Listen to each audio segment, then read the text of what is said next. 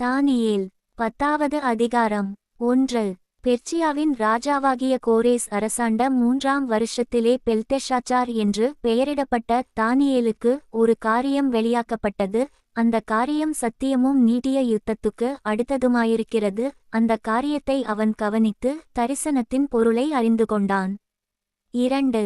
அந்த நாட்களில் தானியேலாகிய நான் 3 வாரம் முழுவதும் துக்கித்துக் கொண்டிருந்தேன். 3. அந்த 3 வாரங்களாகிய நாட்கள் நிறைவேறுமட்டும் ருசிகரமான அப்பத்தை நான் புசிக்கவுமில்லை, இறைச்சியும் திராட்சரசமும் என் வாய்க்குள் போகவுமில்லை, நான் பரிமளதைலம் பூசிக்கொள்ளவுமில்லை. 4. முதலாம் மாதம் 24ஆம் தேதியிலே நான் இதெக்கேல் என்னும் பெரிய ஆற்றங்கரையில் இருந்து. 5. என் கண்களை ஏறெடுக்கையில் சணல் வஸ்திரந்தரித்து தமது அறையில் ஊப்பாசின் தங்கக்கச்சையை கட்டிக்கொண்டிருக்கிற ஒரு புருஷனை கண்டேன். 6. அவருடைய சரீரம் படிகப்பச்சையைப் போலவும் அவருடைய முகம் மின்னலின் பிரகாசத்தைப் போலவும் அவருடைய கண்கள் எரிகிற தீபங்களைப் போலவும் அவருடைய புயங்களும் அவருடைய கால்களும் துலக்கப்பட்ட வெண்கல நிறத்தைப் போலவும் அவருடைய வார்த்தைகளின் சத்தம் ஜனக்கூட்டத்தின் ஆரவாரத்தைப் போலவும் இருந்தது. 7. தானியேலாகிய நான் மாத்திரம் அந்த தரிசனத்தை கண்டேன். என்னோடே இருந்த மனுஷரோ அந்த தரிசனத்தை காணவில்லை. அவர்கள் மிகவும் நடுநடுங்கி ஓடி ஒளித்து கொண்டார்கள். 8. நான் தனித்துவிடப்பட்டு அந்த பெரிய தரிசனத்தை கண்டேன். என் பெல்னெல்லாம் போயிற்று, என் உருவம் மாறி வாடிப்போயிற்று, திடனற்று போனேன். 9. அவருடைய வார்த்தைகளின் சத்தத்தை கேட்டேன். அவருடைய வார்த்தைகளின் சத்தத்தை நான் கேட்கும்போது நான் முகங்கவிழ்ந்து நித்திரை போகிறவனாய் தரையிலே முகங்குப்புற விழுந்து கிடந்தேன். 10. இதோ ஒருவன் கை என்னை தொட்டு என் முழங்கால்களும் என் உள்ளங்கைகளும் தரையை ஊன்றியிருக்க என்னை தூக்கி வைத்தது. 11. அவன் என்னை நோக்கி, பிரியமான புருஷனாகிய தானியேலே, நான் இப்போது உன்னிடத்திற்கு அனுப்பப்பட்டு வந்தேன். ஆதலால் நான் உனக்குச் சொல்லும் வார்த்தைகளின் பேரில் நீ கவனமாயிருந்து கால் ஊன்றி நில் என்றான். இந்த வார்த்தையை அவன் என்னிடத்தில் சொல்லுகையில் நடுக்கத்தோடே எழுந்து நின்றேன். 12.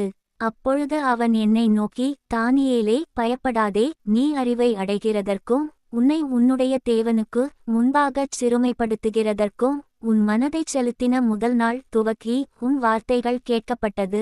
உன் வார்த்தைகளினிமித்தம் நான் வந்தேன். 13. பெர்சியா ராஜ்யத்தின் அதிபதி 21 நாள் மட்டும் என்னோடு எதிர்த்து நின்றான். ஆனாலும் பிரதான அதிபதிகளில் ஒருவனாகிய மிகாவேல் எனக்கு உதவியாக வந்தான். ஆதலால் நான் அங்கே பெர்சியாவின் ராஜாக்களிடத்தில் தரித்திருந்தேன். 14. இப்போதும் கடைசி நாட்களில் உன் ஜனங்களுக்குச் சம்பவிப்பதை உனக்கு தெரியப்பண்ணும்படிக்கு வந்தேன். இந்த தரிசனம் நிறைவேற இன்னும் நாள் செல்லும் என்றான். 15.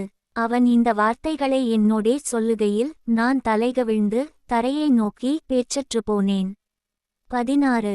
அப்பொழுது மனுபுத்திரரின் சாயலாகிய ஒருவன் என் உதடுகளை தொட்டான். உடனே நான் என் வாயைத் திறந்து பேசி எனக்கு எதிரே நின்றவனை நோக்கி, என் ஆண்டவனே, தரிசனத்தினால் என் மூட்டுகள் புரண்டன, பெலனற்று போனேன்.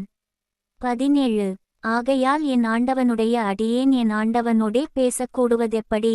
இனி என்னில் பெலனில்லை, என்னில் மூச்சுமில்லை என்றேன். 18. அப்பொழுது மனுஷ ரூபமான ஒருவன் திரும்ப என்னை தொட்டு என்னை திடப்படுத்தி, 19. பிரியமான புருஷனே, பயப்படாதே, உனக்குச் சமாதானமுண்டாவதாக, திடங்கோள் திடங்கோள் என்றான். இப்படி அவன் என்னோடே பேசுகையில் நான் திடங்கொண்டு அவனை நோக்கி, என் ஆண்டவன் பேசுவாராக, என்னை திடப்படுத்தினீரே என்றேன். 20. அப்பொழுது அவன், நான் உன்னிடத்திற்கு வந்த காரணம் இன்னதென்று உனக்கு தெரியுமா? இப்போது நான் பெர்சியாவின் பிரபுவோடே யுத்தம் பண்ண திரும்பிப் போகிறேன். நான் போன பின்பு கிரேக்கு தேசத்தின் அதிபதி வருவான். 21. சத்திய எழுத்திலே கண்டிருக்கிறதை நான் உனக்கு தெரிவிப்பேன். உங்கள் அதிபதியாகிய மிகாவேலைத் தவிர என்னோடே கூட அவர்களுக்கு விரோதமாய் பலங்கொள்கிற வேறொருவரும் இல்லை. தானியேல் 11வது அதிகாரம். 1. மேதியனாகிய தரிய அரசாண்ட முதலாம் வருஷத்திலே நான் அவனை திடப்படுத்தவும் பலப்படுத்தவும் அவனுக்கு துணை நின்றேன். 2. இப்போது நான் மெய்யான செய்தியை உனக்கு அறிவிப்பேன். இதோ இன்னும் 3 ராஜாக்கள் பெர்சியாவில் எழும்புவார்கள். அதின்பின்பு 4ஆம் ராஜாவாயிருப்பவன் எல்லாரிலும் மகா ஐசுவரிய சம்பன்னனாகி தன் ஐசுவரியத்தினால் பலங்கொண்டு கிரேக்கு ராஜ்யத்துக்கு விரோதமாகச் சகலரையும் எழுப்பிவிடுவான். 3. ஆனாலும் பராக்கிரமமுள்ள ஒரு ராஜா எழும்பி பிரபலமாய் ஆண்டு தனக்கு இஷ்டமானபடி செய்வான். 4. அவன் எழும்பின பின்பு அவனுடைய ராஜ்யம் உடைந்து போய் வானத்தின் 4 திசைகளிலும் பகுக்கப்படும். ஆனாலும் அது அவனுடைய சந்ததியாருக்கு அல்ல, அவன் செய்த ஆளுகையின்படியும் அல்ல. அவனுடைய ராஜ்யம் பிடுங்கப்பட்டு அவனுடையவர்களல்லாத வேறே பேர்களிடமாய் தாண்டிப்போம். 5. தென்றிசை ராஜா பலவானாயிருப்பான், ஆனாலும் அவனுடைய பிரபுக்களில் ஒருவன் அவனை பார்க்கிலும் பலவானாகி ஆளுவான். இவனுடைய ஆளுகை பலத்த ஆளுகையாயிருக்கும். 6. அவர்கள் சில வருஷங்களுக்குப் பின்பு ஒருவரோடொருவர் சம்பந்தம் பண்ணும்படிக்கு தென்றிசை ராஜாவின் குமாரத்தி வடதிசை ராஜாவினிடத்தில் வருவாள். ஆனாலும் அவளுக்கு புயபலம் இராமற்போம், அவனும் அவனுடைய புயமும் நிலைநிற்பதில்லை. அவளும் அவளை அழைத்து வந்தவர்களும் அவளை பெற்றவனும் அவளை அக்காலங்களில் பலப்படுத்தினவனும் ஒப்புக்கொடுக்கப்படுவார்கள். 7. ஆனாலும் அவளுடைய வேர்களின் கிளையாகிய ஒருவன் தன் ஸ்தானத்தில் எழும்பி இராணுவத்தோடே வந்து வடதிசை ராஜாவின் அரணிப்புக்குள் பிரவேசித்து அவர்களை விரோதித்து 8. அவர்களுடைய அதிபதிகளையும் அவர்களுடைய விலையேறப்பெற்ற வெள்ளியும் பொன்னுமாகிய பாத்திரங்களையும் அவர்களுடைய தெய்வங்களையுங்கூட எகிப்துக்கு கொண்டு போய் சில வருஷங்கள் மட்டும் வடதிசை ராஜாவை பார்க்கிலும் நிலையாய் நிற்பான். 9. தென்றிசை ராஜா அவன் ராஜ்யத்துக்கு விரோதமாக வந்து தன் தேசத்துக்கு திரும்பி போவான். 10. ஆனாலும் அவனுடைய குமாரர் யுத்தஞ்செய்ய எத்தனித்து திரளான சேனைகளை கூட்டுவார்கள். இவர்களில் ஒருவன் நிச்சயமாய் வந்து வெள்ளம்போல கடந்து திரும்பவும் தன்னுடைய அரண் மட்டும் யுத்தங்கலந்து சேருவான். 11. அப்பொழுது தென்றிசை ராஜா கடுங்கோபங்கொண்டு புறப்பட்டு போய் வடதிசை ராஜாவோடே யுத்தம் பண்ணுவான். இவன் பெரிய சேனையை ஏக்கமாய் நிறுத்துவான், ஆனாலும் இந்த சேனை அவன் கையில் ஒப்புக்கொடுக்கப்படும். 12. அவன் இந்த சேனையை நீக்கின பின்பு அவனுடைய இருதயம் கர்வங்கொள்ளும். அவன் அநேகமாயிரம் பேரை மடிவிப்பான், ஆனாலும் பலங்கொள்ள மாட்டான். 13. சில வருஷங்கள் சென்ற பின்பு வடதிசை ராஜா திரும்ப முந்தின சேனையிலும் பெரிதான சேனையைச் சேர்த்து மகா பெரிய சேனையோடும் வெகு சம்பத்தோடும் நிச்சயமாய் வருவான். 14. அக்காலங்களில் தென்றிசை ராஜாவுக்கு விரோதமாக அநேகர் எழும்புவார்கள். அப்பொழுது உன் ஜனத்திலுள்ள துண்டரிக்கக்காரரின் புத்திரர் தரிசனத்தை நிறைவேற்ற தங்களை உயர்த்துவார்கள். 15. வடதிசை ராஜா வந்து கொத்தளம் போட்டு அரணான நகரங்களை பிடிப்பான். தென்றிசை ராஜாவின் புயபலங்களும் அவன் தெரிந்து கொண்ட ஜனமும் நில்லாமற்போம், எதிர்க்கிறதற்கு பெலன் இராது. 16. ஆகையால் அவனுக்கு விரோதமாக வருகிறவன் தன் இஷ்டப்படிச் செய்வான், அவனுக்கு முன்பாக நிலைநிற்பவன் ஒருவனும் இல்லை. அவன் சிங்காரமான தேசத்தில் தங்குவான், எல்லாம் அவன் கைவசமாகும். 17. தன் ராஜ்யத்தின் வல்லமையோடெல்லாம் தானும் தன்னோடே கூடச் செம்மை மார்க்கத்தாரும் வர இவன் தன் முகத்தை திருப்புவான். இப்படிச் செய்து கெடுதியுண்டாகும்படி அவனுக்கு ஒரு கன்னிப்பெண்ணை கொடுப்பான், ஆனாலும் அவளாலே ஸ்திரம்பெறான், அவள் அவன் பட்சத்தில் நில்லாள். 18. பின்பு இவன் தன் முகத்தை தீவுகளுக்கு நேராக திருப்பி அநேகன் தீவுகளை பிடிப்பான், ஆனாலும் ஒரு சேனாபதி இவன் செய்கிற நிந்தையை ஒழிய பண்ணுவதுமல்லாமல் இவன் செய்த நிந்தைய நிமித்தம் இவனுக்குச் சரிக்குச் சரி கட்டுவான். 19. ஆகையால் தன் முகத்தை தன் தேசத்தின் அரண்களுக்கு நேராக திருப்புவான், அங்கே இடறி விழுந்து காணப்படாமற் போவான். 20. செழிப்பான ராஜ்யத்தில் தண்டல்காரனை திரியப்பண்ணுகிற ஒருவன் தன் ஸ்தானத்தில் எழும்புவான், ஆகிலும் சில நாளைக்குள் கோபமில்லாமலும் யுத்தமில்லாமலும் நாசமடைவான். 21. அவன் ஸ்தானத்தில் அவமதிக்கப்பட்டவன் ஒருவன் எழும்புவான், இவனுக்கு ராஜ்யபாரத்தின் மேன்மையை கொடாதிருப்பார்கள், ஆனாலும் இவன் சமாதானமாய் நுழைந்து இச்சகம் பேசி ராஜ்யத்தை கட்டிக்கொள்ளுவான். 22. பிறவாகமாய் வருகிற சேனைகள் இவனாலே பிறவாகமாய் முறிக்கப்படும், உடன்படிக்கையின் தலைவனும் முறிக்கப்படுவான். 23. ஏனென்றால் அவனோடே சம்பந்தம் பண்ணின நாட்கள் முதல் அவன் சூதாய் நடந்து கொஞ்சம் ஜனங்களோடே புறப்பட்டு வந்து பெலங்கொள்ளுவான். 24.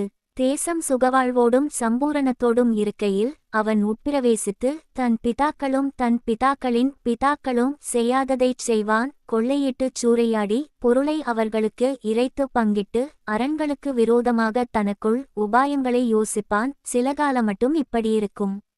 25. பின்னும் தென்றிசை ராஜாவுக்கு விரோதமாக பெரிய சேனையோடே போர் செய்ய தன் வல்லமையையும் தன் ஸ்திரத்தையும் எழுப்புவான், அப்பொழுது தென்றிசை ராஜா மிகவும் பலத்த பெரிய இராணுவத்தோடே போய் யுத்தங்கலப்பான். ஆனாலும் அவர்கள் அவனுக்கு விரோதமாக துராலோசனை பண்ணியிருந்தபடியால் அவன் நிற்கமாட்டான். 26 அவனுடைய போஜனங்களைச் சாப்பிடுகிறவர்கள் அவனை நாசப்படுத்துவார்கள். ஆகையால் அவனுடைய இராணுவம் பிரவாகமாய் வரும், அநேகர் கொலையுண்டு விழுவார்கள். 27 இந்த 2 ராஜாக்களின் இருதயமும் தீமை செய்ய நினைக்கும், ஒரே பந்தியிலிருந்து போய் பேசுவார்கள். ஆனாலும் அது வாய்ப்பதில்லை, குறித்த காலத்துக்கு முடிவு இன்னும் நிறுத்தி வைக்கப்பட்டிருக்கும். 28 அவன் மகா சம்பத்தோடே தன் தேசத்துக்கு திரும்பி தன் இருதயத்தை பரிசுத்த உடன்படிக்கைக்கு விரோதமாக வைத்து அதற்கானதைச் செய்து தன் தேசத்துக்கு திரும்பி போவான்.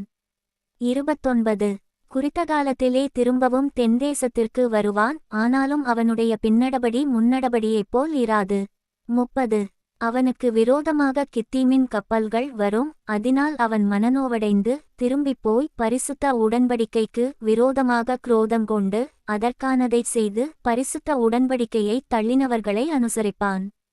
31 ஆனாலும் அவனிடத்திலிருந்து புறப்பட்ட சேனைகள் எழும்பி அரணான பரிசுத்த ஸ்தலத்தை பரிசுத்த குலைச்சலாக்கி அன்றாடபலியை நீக்கி பாழாக்கும் அருவருப்பை அங்கே வைப்பார்கள். 32 உடன்படிக்கைக்கு துரோகிகளாயிருக்கிறவர்களை இச்சக பேச்சுகளினால் கள்ளமார்க்கத்தாராக்குவான். தங்கள் தேவனை அறிந்திருக்கிற ஜனங்கள் திடங்கொண்டு அதற்கேற்றபடி செய்வார்கள். 33 ஜனங்களில் அறிவாளிகள் அநேகருக்கு அறிவை உணர்த்துவார்கள். அநேக நாள் மட்டும் பட்டயத்தினாலும் அக்கினியினாலும் சிறையிருப்பினாலும் கொள்ளையினாலும் விழுவார்கள். 34 இப்படி அவர்கள் விழுகையில் கொஞ்சம் ஒத்தாசையால் சகாயமடைவார்கள். அப்பொழுது அநேகர் இச்சக வார்த்தைகளோடே அவர்களை ஒட்டிக்கொள்வார்கள். 35 அறிவாளிகளை புடமிடுகிறதற்கும் சுத்திகரிக்கிறதற்கும் வெண்மையாக்குகிறதற்கும் அவர்களில் சிலர் விழுவார்கள். முடிவுகாலபரியந்தம் இப்படியிருக்கும், குறித்த காலம் வரை இன்னும் நாள் செல்லும். 36 ராஜா தனக்கு இஷ்டமானபடி செய்து தன்னை உயர்த்தி எந்த தேவனிலும் தன்னை பெரியவனாக்கி தேவாதி தேவனுக்கு விரோதமாக ஆச்சரியமான காரியங்களை பேசுவான். கோபம் தீருமட்டும் அவனுக்கு கைகூடி வரும், நிர்ணயிக்கப்பட்டது நடந்தேறும். 37 அவன் தன் பிதாக்களின் தேவர்களை மதியாமலும் ஸ்திரீகளின் சிநேகத்தையும் எந்த தேவனையும் மதியாமலும் எல்லாவற்றிற்கும் தன்னை பெரியவனாக்கி. 38 அரண்களின் தேவனை தன் ஸ்தானத்திலே கனம்பண்ணி தன் பிதாக்கள் அறியாத ஒரு தேவனை பொன்னினாலும் வெள்ளியினாலும் இரத்தினங்களினாலும் உச்சிதமான வஸ்துக்களினாலும் கனம்பண்ணுவான். 39 அவன் அரணிப்பான கோட்டைகளுக்காகவும் அந்நிய தேவனுக்காகவும் செய்வது என்னவென்றால் அவைகளை மதிக்கிறவர்களுக்கு மகா கனமுண்டாக்கி அவர்கள் அநேகரை ஆளும்படி செய்து அவர்களுக்கு தேசத்தை கிரயத்துக்காக பங்கிடுவான். 40 முடிவு காலத்திலோவென்றால் தென்றிசை ராஜா அவனோடே முட்டுக்கு நிற்பான். வடதிசை ராஜாவும் இரதங்களோடும் குதிரை வீரர்களோடும் அநேகம் கப்பல்களோடும் சூறைக்காற்றுபோல் அவனுக்கு விரோதமாய் வருவான். அவன் தேசங்களுக்குள் பிரவேசித்து அவைகளை பிரவாகித்து கடந்து போவான். 41 அவன் சிங்காரமான தேசத்திலும் வருவான். அப்பொழுது அநேக தேசங்கள் கவிழ்க்கப்படும். ஆனாலும் ஏதோமும் மோவாபும் அம்மோன் புத்திரரில் பிரதானமானவர்களும் அவன் கைக்கு தப்பிப்போவார்கள். 42 அவன் தேசங்களின்மேல் தன் கையை நீட்டுவான், எகிப்து தேசம் தப்புவதில்லை. 43 எகிப்தினுடைய பொன்னும் வெள்ளியுமான ஐசுவரியங்களையும் உச்சிதமான எல்லா வஸ்துக்களையும் ஆண்டுகொள்ளுவான். லீபியரும் எத்தியோப்பியரும் அவனுக்குப் பின் செல்லுவார்கள். 44 ஆனாலும் கிழக்கிலும் வடக்கிலும் இருந்து வரும் செய்திகள் அவனை கலங்க பண்ணும். அப்பொழுது அவன் அநேகரை அழிக்கவும் சங்காரம் பண்ணவும் மகா உக்கிரத்தோடே புறப்பட்டு போய் 45 சமுத்திரங்களுக்கு இடையிலுள்ள சிங்காரமான பரிசுத்த பர்வதத்தண்டையிலே தன் அரமனையாகிய கூடாரங்களைப் போடுவான். ஆனாலும் அவனுக்கு ஒத்தாசை பண்ணுவாரில்லாமல் அவன் முடிவடைவான். தானியேல் 12வது அதிகாரம். 1 உன் ஜனத்தின் புத்திரருக்காக நிற்கிற பெரிய அதிபதியாகிய மிகாவேல் அக்காலத்திலே எழும்புவான். யாதொரு ஜாதியாரும் தோன்றினது முதல் அக்காலமட்டும் உண்டாயிராத ஆபத்து காலம் வரும். அக்காலத்திலே புஸ்தகத்தில் எழுதியிருக்கிறவர்களாக காணப்படுகிற உன் ஜனங்கள் அனைவரும் விடுவிக்கப்படுவார்கள். 2 பூமியின் தோளிலே நித்திரை பண்ணுகிறவர்களாகிய அநேகரில் சிலர் நித்திய ஜீவனுக்கும் சிலர் நித்திய நிந்தைக்கும் இகழ்ச்சிக்கும் விழித்து எழுந்திருப்பார்கள். 3 ஞானவான்கள் ஆகாயமண்டலத்தின் ஒளியைப் போலவும் அநேகரை நீதிக்குட்படுத்துகிறவர்கள் நட்சத்திரங்களைப் போலவும் என்றென்றைக்கும் உள்ள சதாகாலங்களிலும் பிரகாசிப்பார்கள். 4. தானியேலாகிய நீயோவென்றால் முடிவுகால மட்டும் இந்த வார்த்தைகளை புதைபொருளாக வைத்து இந்த புஸ்தகத்தை முத்திரை போடு, அப்பொழுது அநேகர் இங்கும் அங்கும் ஓடி ஆராய்வார்கள், அறிவும் பெருகிப்போம் என்றான். 5. அப்பொழுது தானியேலாகிய நான் ஆற்றுக்கு இக்கரையில் ஒருவனும் ஆற்றுக்கு அக்கரையில் ஒருவனுமாகிய வேறே 2 பேர் நிற்கக் கண்டேன். 6. சணல்வஸ்திரம் தரித்தவரும் ஆற்றின் தண்ணீர்களின் மேல் நிற்கிறவருமாகிய புருஷனை ஒருவன் நோக்கி, இந்த ஆச்சரியமானவைகளின் முடிவுவர எவ்வளவு காலம் செல்லும் என்று கேட்டான். 7. அப்பொழுது சணல்வஸ்திரம் தரித்தவரும் ஆற்றின் தண்ணீர்களின் மேல் நிற்கிறவருமாகிய புருஷன் தம்முடைய வலதுகரத்தையும் தம்முடைய இடதுகரத்தையும் வானத்துக்கு நேராக ஏறெடுத்து, ஒரு காலமும் காலங்களும் அரைக்காலமும் செல்லும் என்றும், பரிசுத்த ஜனங்களின் வல்லமையைச் சிதறடித்தல் முடிவு பெறும்போதே இவைகளெல்லாம் நிறைவேறித் தீருமென்றும் என்றென்றைக்கும் ஜீவித்திருக்கிறவர் பேரில் ஆணையிடக் கேட்டேன். 8. நான் அதை கேட்டும் அதின் பொருளை அறியவில்லை, ஆகையால் என் ஆண்டவனே, இவைகளின் முடிவு என்னமாயிருக்கும் என்று கேட்டேன். 9. அதற்கு அவன், தானியேலே, போகலாம், இந்த வார்த்தைகள் முடிவுகால மட்டும் புதைபொருளாக வைக்கப்பட்டும் முத்திரிக்கப்பட்டும் இருக்கும். 10. அநேகர் சுத்தமும் வெண்மையுமாக்கப்பட்டு புடமிடப்பட்டவர்களாய் விளங்குவார்கள், துன்மார்க்கரோ துன்மார்க்கமாய் நடப்பார்கள், துன்மார்க்கரில் ஒருவனும் உணரான், ஞானவான்களோ உணர்ந்து கொள்ளுவார்கள். 11. அன்றாடபலி நீக்கப்பட்டு பாழாக்கும் அருவருப்பு ஸ்தாபிக்கப்படுங்காலம் முதல் 1290 நாள் செல்லும். 12. 1335 நாள் மட்டும் காத்திருந்து சேருகிறவன் பாக்கியவான். 13. நீயோவென்றால் முடிவுவரு மட்டும் போயிரு, நீ இளைப்பாறிக் கொண்டிருந்து நாட்களின் முடிவிலே உன் சுதந்தர வீதத்துக்கு எழுந்திருப்பாய் என்றான்.